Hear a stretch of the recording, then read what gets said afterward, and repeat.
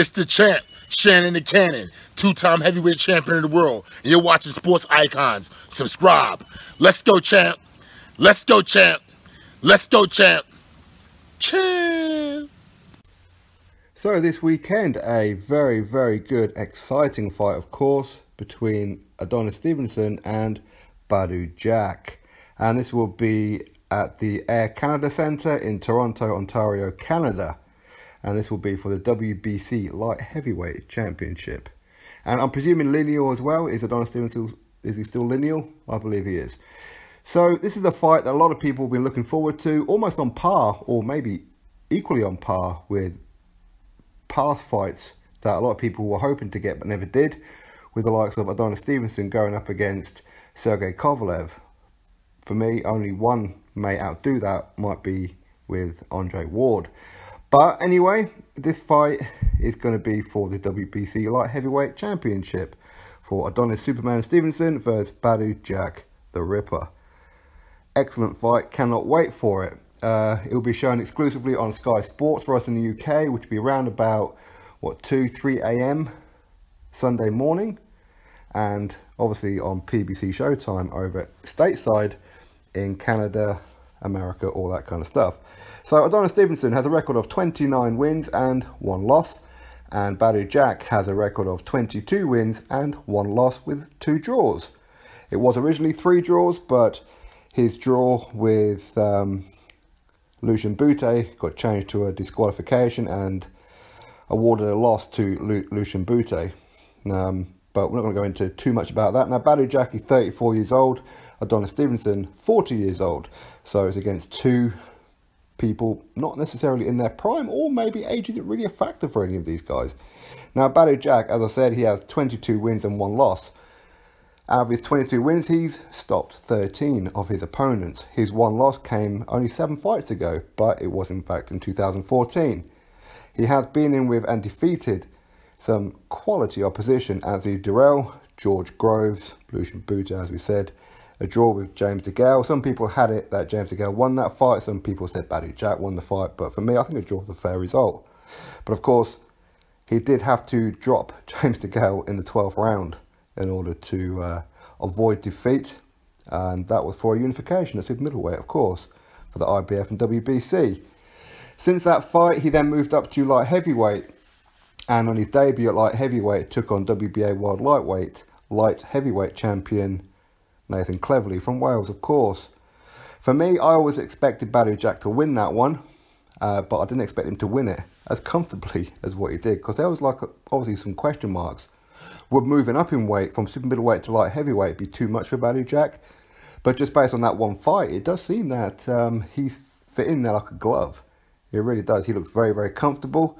But as I said, he dominated Nathan Cleverly, beat him up bad, ultimately stopped him in round number 5, and has subsequently retired Nathan Cleverly.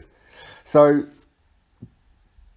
that was a very, very dominant, excellent pro debut at light heavyweight. As I said, his last loss was only 7 fights ago, and that was in 2014, early 2014, against Derek Edwards, where he got stopped in the first round after being dropped twice. Off night, certainly, no doubt about it. But as I said, he did become WBC super middleweight champion by beating Anthony Durrell, who was undefeated himself at that point. Then his first defence was against George Groves, again in a very, very good close fight. George Groves is an excellent, excellent fighter, and of course we've seen that in the World Boxing Super Series, right? And he dropped George Groves in the first round. Then next up was Duchenne Muscle, which he subsequently failed a doping test. Again, we're not going to get into it and all that kind of thing, but either way. And then unification against James DeGale, which went to a draw, and then the Nathan Cleverly at light heavyweight. And now he's taken on a huge task in Adonis Stevenson. Now, BADOU Jack, originally from Sweden, but now resides as part of the money team over in Vegas. Adonis Stevenson has got home cooking, if you like, home advantage in Canada. That's where he resides, but originally from Haiti. As I said, he's 40 years old and he's a southpaw. Very, very powerful. And his record will even tell you that anyway. Out of his 29 wins, 24 of those have been by stoppage. His one defeat came way back in, I think it was 2010, I think it was. And when he lost that fight, he has in fact avenged it, which was against Daniel Boone, where he got stopped himself in the second round back in 2010, and then got his revenge on him in 2013 by knocking him out in 6 rounds. He's got one hell of a left punch. It would probably put out heavyweights, to be fair. But would age be a factor in this fight for him? Inactivity, as for the last couple of years he's only been fighting like once a year, maybe. But he's the only guy to have legitimately stopped Tony Bellew as well. He's beaten Andre Fonfara on 2 occasions. You could probably argue, why did he fight him a second time? Circumstance and all that kind of thing. But again, he hasn't really been fighting his mandatories either. Could some of this be his fault? Maybe.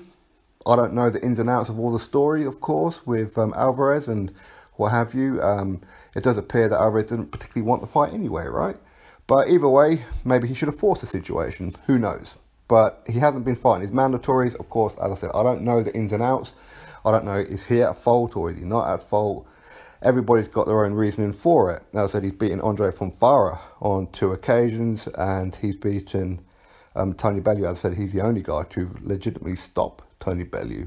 And of course, another huge name on his resume was one Chad Dawson, which was where he won the WBC title back in 2013, where he knocked him out in the first round. So this fight between these guys is one that is an epic fight. For me, I think potentially whoever loses this fight could end up retiring. More so Adonis Stevenson. If he was to lose, I imagine that he'd probably end up retiring. Don't know, unless of course he's got a rematch clause in the contract. Again, I do not know.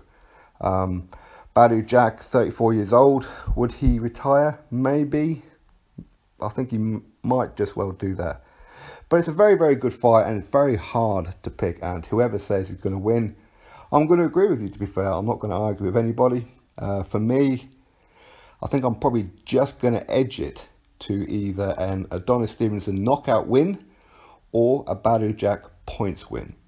And how I see this fight going is going to be BADOU Jack is going to win the first few rounds, looking to be a points win, but then Adonis Stevenson is going to catch him and knock him out. And the reason I say that, I think, while BADOU Jack is very, very skilled, very, very good, at times he does get hit quite easily and gets hit flush with shots that maybe he shouldn't have done. James DeGale would be a prime example when he got dropped by James DeGale. Ultimately, he did end up dropping James DeGale himself in the 12th round, but still, he is there to be hit. Adonis Stevenson, 4 years old, but not been through too many wars, really. I mean, if you look at his record, it's not often he goes the distance. It really isn't.